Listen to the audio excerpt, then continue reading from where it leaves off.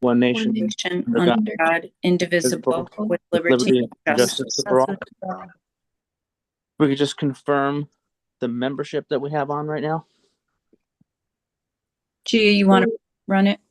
Yes, we have on the call right now Beryl Kaufman, Justin Schruble, Leila Fayez, and Fred Petrosi for members, and then myself, Gia Mantillo, IT Paul Brown, and Director Rena Vacalar.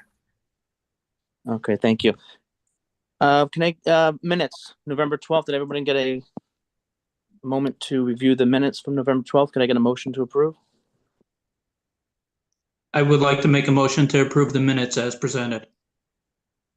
Can I get a second? Leila, you able to second? She's on mute. I second. Thank Thank you. you very much. Any discussion? Can we approve that by unanimous consent? Okay, thank you very much. I think next on the agenda is approval of the schedule, is that correct? Yes, and then we'll come back to the officers. Okay. So I don't have the schedule in front of me. Do we have, Gia, do you have a copy of the 2026 schedule? Gia, you're on mute. I can share it on my screen. Just give me 1 second to pull that up.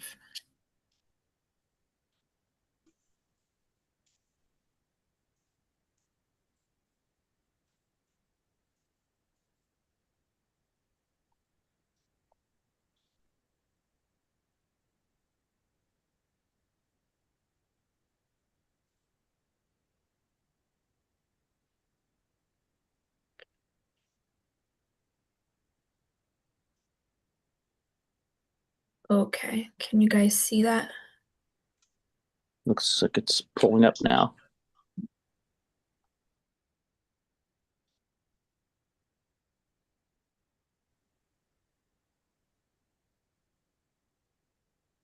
Got it. Thank you very much.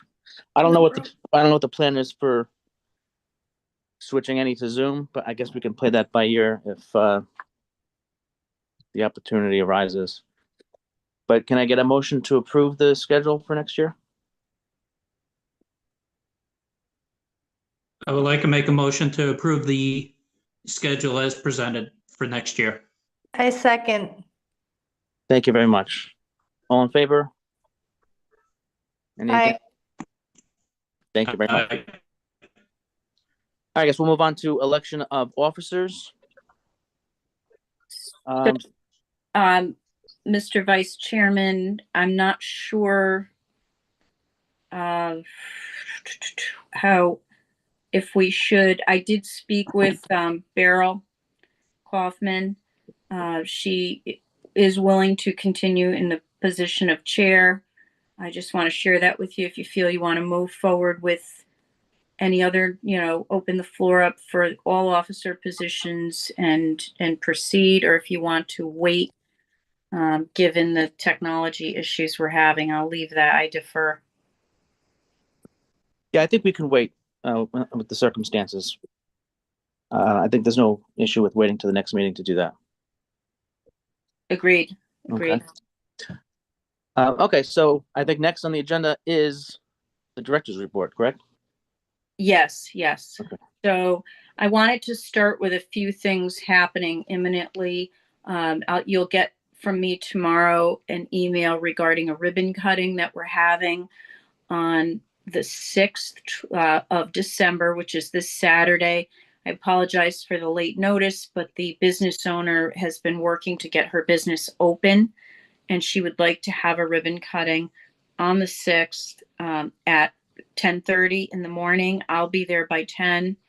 It is a new business within the Holly Lane Mall called B Jewelries, custom beading and jewelries. It's right outside of the door, the interior door to the mall where Ross enters the mall from the inside of the mall. It's right across, next door to the eye doctor and across from that doorway opening. So I will be sending something to you, but that ribbon cutting will be at did I say 10:30? At 10:30 in the morning, I'm going to arrive at 10. So, and you'll get an information on that from me tomorrow. I hope some of you can make it. I understand it's a busy weekend and that it is, late notice. So that's happening Saturday morning. We also, many of you saw that the Pack and Ship store in Trumbull Center has opened. We will be doing a ribbon cutting at some point, collaborating with the chamber on that. Again, so I have to just touch base with Phil because I know he and I both separately visited that new business and both of us discussed with them the ribbon cutting. So we just have to compare notes. But they will also be doing Amazon shipments and returns out of there. And we want to help them get the word out to the community that the business is open. I did do a social media post from the town and it got quite a lot of interest. So they are open in Trumbull Center. We also have extremely strong interest in the Echo space. There's a restaurateur or restaurant group that is looking to open that space by April or May. The plans are not finalized yet, but they are nearing finalization. I have met with the group several times, as has some of the building department, planning and zoning, et cetera, other staff. They're in pretty good shape. Their planning is very solid. So we're very excited about their concept. I don't want to put anything out there yet until they finalize their lease agreement, but it looks like that space will be occupied and they will be working toward fitting it out for their business model. And- Rita, just for clarification, that's Emma's, right? Not Echo? Oh, I'm sorry, Emma's. Gee, Thank you. You have to not I worry understand. about me. I'm hopped up on cold medication. So if I'm saying anything offbeat, I apologize. But I've been under the weather for several weeks and I've been taking stuff for my symptoms. So yes, it's the Emma space. I apologize, in Trumbull Center.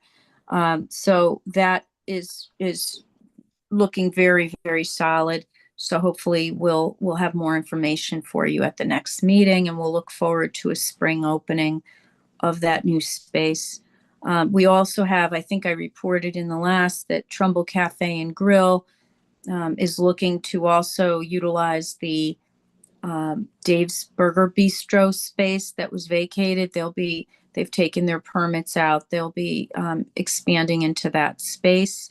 It's unclear to me whether they will keep both of their locations open permanently or if they will eventually close one of their locations. It was indicated to me, initially at least, that they're going to keep both locations.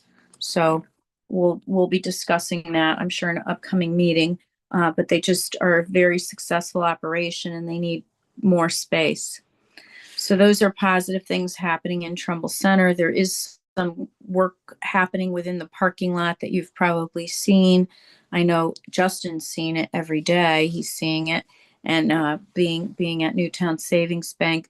So that is work to clean up the parking lot, and they had to do some work on these sewer infrastructure there.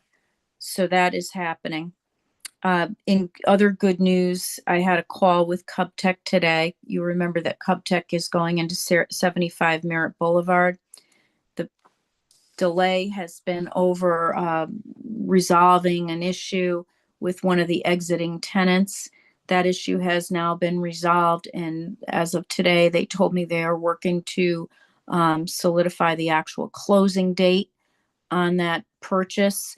And then they have all of the contractors and other things and their financing's all in place and their contractors are in place to then, once they close, begin work on the building immediately. So that is going forward. That was confirmed to me today, and we should have a closing date in the next few days as to when their actual closing is. In other good news, 6 Cambridge, our longtime blighted property in town that's been approved for several years as a storage facility, and it dropped out of contract several times. They're scheduled to close by the 15th of December. That looks imminent and very positive. We're working through some last minute issues with Eversource, but I have every reason to believe that will resolve. They have already sent out letters regarding the minor environmental cleanup on the site that they have to commence. So they had to let their, adjacent property owners know that they'll be cleaning up that, which they've notified those property owners. They've pulled all of the utilities. They have all the utility pull letters. They're finalizing their permits for demolition. They intend to, once they close, very swiftly get moving on the environmental cleanup and then ultimately the demolition and then construction. They're on a very tight timeline, so that will be getting underway finally. I want to also report that First Selectman Tesoro, myself, First Selectman Rooney, my counterpart in Monroe, as well as Rob LaBrandy and the team that is bringing forward the development project at Gateway Commons, met the day on the 25th of November before Thanksgiving. We had an outstanding meeting with their technical team and all of the folks I mentioned to work through some details of their site plan. They are renewing their approvals in Monroe. They had expired. We don't have the same criteria for expiration in Trumbull, so we didn't have any issue like that. But that's all being resolved in early December at the Planning and Zoning Commission in Monroe. The folks that they're bringing in to take on the Gateway Commons project are going to rename the project. They haven't finalized the new name, but they're working diligently. They have a due diligence period through the end of January, and they hope to close on the proper project if everything on the property, if everything goes right by the end of February. Now that, anything can happen, but there's a lot of positive momentum and there's a tremendous amount of tenant interest for that site. I mean, I'm receiving tenant interest. The development group is receiving tremendous amount of tenant interest. So that is extremely positive. As it relates to the St. Joseph's property that we discussed last meeting, that is still going forward. They're working toward a closing on that property. I'm sure we'll hear more about that in the coming weeks. There's also the housing proposal on Reservoir Avenue that was continued from the last planning and zoning meeting to the December planning and zoning meeting. They did not have all of their paperwork together again, so they are returning in December to that planning and zoning meeting if anybody's interested.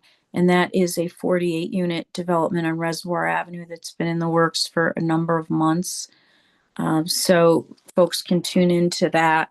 So those are the high points I wanted to discuss in this meeting. There's a lot of other things going on. I am meeting with a variety of people regarding other development proposals that are approved and already active, or like the Lake and Main Street development that's going to be the gas station and convenience store. They've been working to put the footings in to pour the foundation. They were actually working through the holiday weekend. So you'll see some things happening there over time. I'll be meeting with them just to get another update. I'm going to be meeting with the folks on the 12 Cambridge Drive project. That's the 124 units of senior housing, just to take their temperature. And I have an upcoming meeting with the folks from 48 Monroe Turnpike. So there's a whole lot of other things going on, but I'll stop there and go to events. I want to just mention, you may have seen the press release, but the Main Street Dollars program will be active as of December 4th. People can pick their certificates up as of December 4th at our office or at the senior center. I will be finalizing some visits to our participating businesses this week. I'm a little bit behind, but I will be doing that. We have, is it 7 businesses, G, this year? I think it is 7 participating. Our new added business is Intrinsic Wellness. Many of you came to the ribbon cutting we had there. They offer all kinds of wellness services, from yoga classes to massage, to facials, to stretching, professionally done stretching, to mental health support services, all kinds of services. So folks will be able to get money off of those services. They also have some products within their space as well. So, and the other businesses are all returning businesses to the program that have successfully used the program before, and they've found benefit to bringing in new customers, etc. So again, we need your help to get the word out that the Main Street Dollars program is once again active. We are doing the $15 certificates again this year. We piloted that last year, and we definitely found that the utilization rate went up.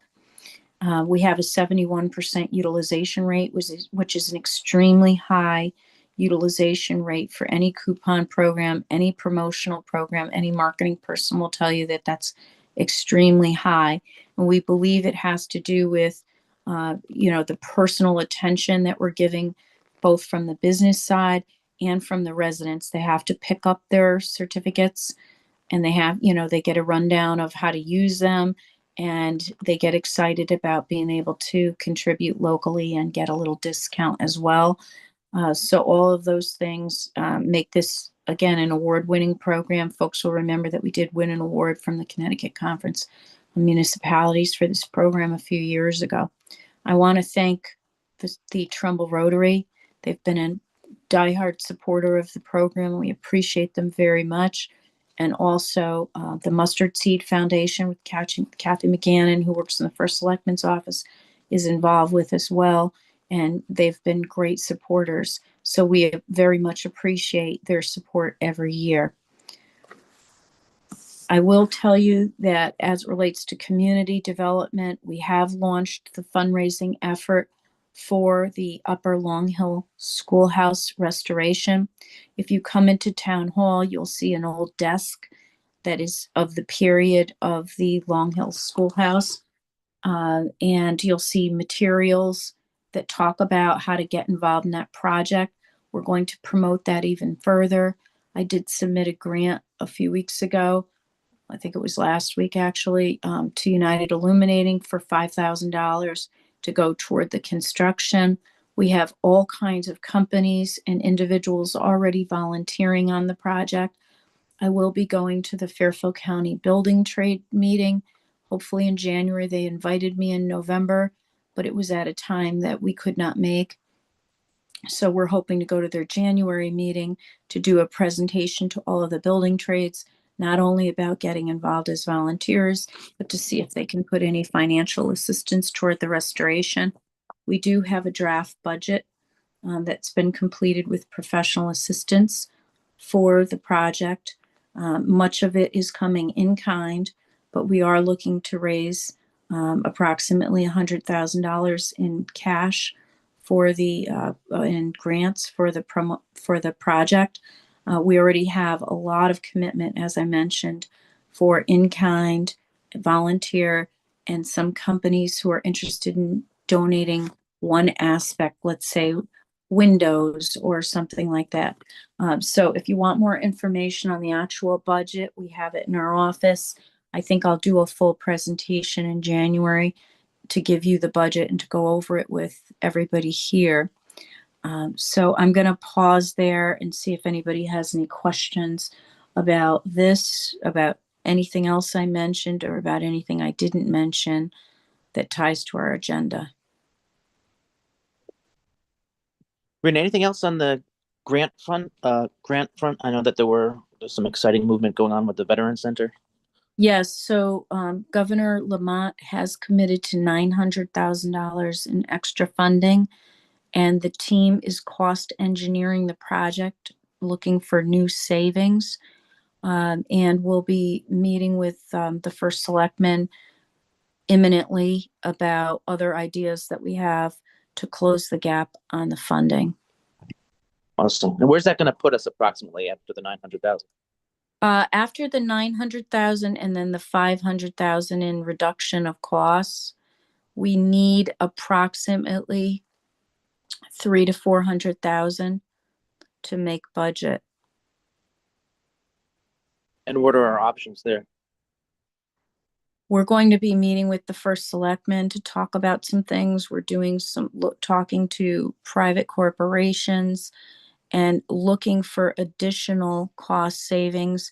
We have sort of another round of cost engineering underway, but I don't have any results from that yet. I know that somebody on the committee did have a connection with a business that thought they might be able to save us some money on the project. So a lot of it's cost engineering that we're going to be doing, and potentially some other fundraising and talking with our first selectman. I don't have any other commitments to mention to you beyond the 900 that are solid enough. So we were about $1.8 million off because of the cost escalations. That does include a fairly robust contingency within it that we may or may not need all of. So with the 900 and then the $500,000 in solid cost reductions that were done with our professional consultant and then our professional technical staff, we have reduced that another 500, right? So that leaves us somewhere around $400,000 of additional cost savings to close or to raise additional funding. That does not include money that's being raised separately for future operations, programming, and FF&E. There's a separate movement to do that. This is construction dollars we're discussing. Is this something that happens often with these projects, that like, the projected cost goes up all of a sudden, or is it because of, tariffs and things like that, that it's just situational in 2025? Since COVID, it was COVID, then it was the inflationary effect post-COVID, then it was the tariff impact on goods, particularly things like steel, construction materials, those kinds of things. All of that's going up daily. So it's a combination of things that have been happening over the years. And most recently, it's definitely has to do with things currently happening in the economy. So this is not just happening on the Veterans Center project.